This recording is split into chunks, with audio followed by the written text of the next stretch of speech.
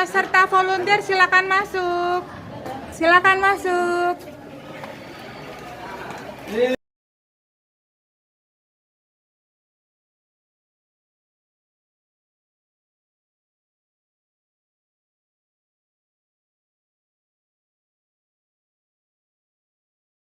Warahmatullahi wabarakatuh.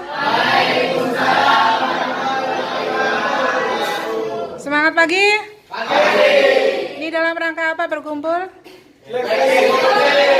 Oke, siap. Semangat ya. Volunteer itu nanti ada 3 ya, secara garis besar.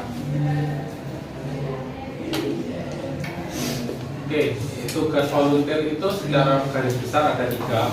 Yang pertama, benar yang dikatakan Paris. Nanti kalau misalnya ada kegiatan di kampus, nanti kalian yang akan dipanggil pertama kali. Kalau itu acara kegiatannya Prodi sama kegiatannya PSLD. Karena kita juga ada 3 jenis ya.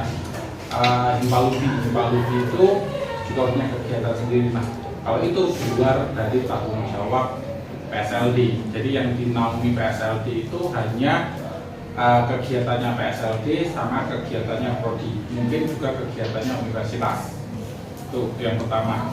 Terus yang kedua, volunteer itu adalah membantu teman-teman disabilitas di kelas. Jadi di kelas kan ada teman-teman netra sama teman-teman tuli ya, teman-teman tuli. Nah, nanti tugas kalian adalah membantu mereka menerjemahkan materi yang disampaikan dosen. Karena kalau teman-teman tuli kan biasanya kebalik-balik, ya kan? Menjelaskannya itu bukan dari A sampai Z, bukan. Tapi mana yang mereka nggak ngerti, kalian yang bertugas menjelaskan. Nah, ini nanti untuk pelaksanaan yang di kelas, kalian akan dibentuk tim. Jadi satu tim itu menangani satu kelas. Berapapun jumlah disabilitas di kelas itu. Kalau misalnya rumunya ada 3, ya berarti 3 itu yang ditangani oleh satu tim di kelas itu. Siapa yang mau gantian, misalnya ada yang sakit, maka siapa yang maju. Terus siapa yang mau lapor. Nanti laporannya itu per minggu. Laporannya per minggu ke PSLD. Nanti akan dibuatkan Google Form, mungkin ya Bu Benita ya, dari PSLD. Itu yang kedua. Jadi membantu pelaksanaan pembelajaran. Jadi membantu pelaksanaan pembelajaran di kelas. Kemudian yang ketiga adalah nanti di antara volunteer yang terpilih juga akan diajak untuk menangani bagaimana kita menerapi anak. Menerapi anak itu kan ada keterlambatan belajar, keterlambatan kognitif, autis itu. Nanti ada bukan beberapa sih, mungkin hampir semua ya bukan ya, hampir semua tapi bergantian. Itu nanti akan masuk nerapi. Jadi bagaimana sih menangani anak autis? Anak autis yang hyper, anak autis yang low, anak lamban belajar, itu gimana penanganannya? Nah, itu. Jadi tugas volunteer itu nanti akan ada 3. Jadi kalau kalian terima jadi volunteer, manfaatnya banyak. Ya, manfaatnya banyak. Nah, untuk pengakuan kalian itu ada 2. Ya, ada 2 pengakuan.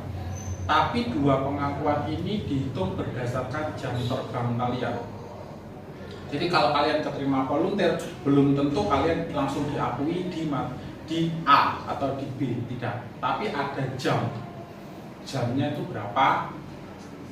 Nanti kita bahas. Tapi yang jelas ada jamnya yang diakui. Jadi pengakuannya itu ada 2. Yang pertama adalah terkait konversi bahasa isyarat. Jadi kalian tidak perlu menempuh mata kuliah bahasa isyarat, langsung dapat nilai A. Terus yang kedua, ada nama kalian pada saat volunteer itu dimasukkan ke SKPI, surat keterangan pendamping ijazah. Karena kan untuk lulusan yang sekarang, ijazah itu harus ada surat keterangannya, surat ada pendampingannya. Ya, jadi PLB itu kan banyak ya. Kalau dulu zamannya mungkin zamannya kita dua ya. Kita bukan dari PMB. Mungkin zamannya Bu Tiwi, Bu Ina itu ada yang namanya konsentrasi. Tapi sekarang nggak ada konsentrasi. Jadi arah pendidikan luar biasa kalian itu mau kemana? Mau ke disabilitas netra, disabilitas intelektual, disabilitas apa, autis atau apa. Nah itu butuh yang namanya SKPI. Jadi SKPI itu penting. Nah konversinya nanti arahnya kedua itu. Tapi ada jam yang harus kalian tempuh dalam 1 semester. Kalau lewat dari 1 semester maka gugur. Jadi tidak disambungkan. Kalian harus mengulang dari awal di semester berikutnya. Kalau semester berikutnya kalian masih dipanggil menjadi volunteer. Itu soal konversi. Kemudian nanti juga akan ada, kalau kalian keterima volunteer, itu ada pelatihan. Yang pertama itu pelatihan bahasa isyarat langsung dari Kakapin, dan pelatihan JOS langsung dari Pertuni. Jadi ahlinya langsung melatih kalian. Dan itu kemarin kita usahakan ada sesi-sesinya, tidak hanya pelatihan tidak di depan aja, tapi ada sesi-sesinya. Jadi nanti sesi 1 dilaksanakan di minggu pertama, sesi 2 dilaksanakan di kapan, seperti itu. Jadi itu juga untuk menambah kemampuan kalian dalam ya kalau bahasa isyarat kan berarti juga bahasa isyaratnya.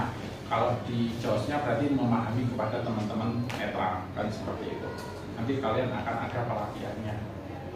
Ya, terus yang terakhir, kalau kalian keterima jadi volunteer, maka ada satu konsekuensi utama yang harus kalian tanggung. Nah, ini coba kalian pikirkan ya.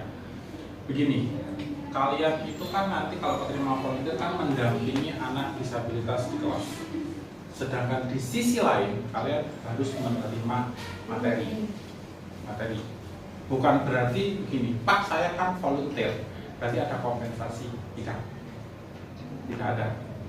Materi yang disampaikan dosen itu dipukul rata sama.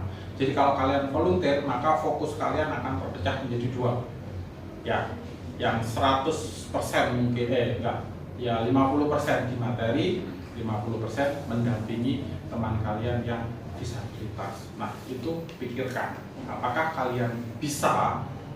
Ya, kalau bisa lanjutkan untuk tes. Kalau tidak bisa, ya mending mundur. Karena apa? Bagaimanapun akademik tetap yang nomor 1.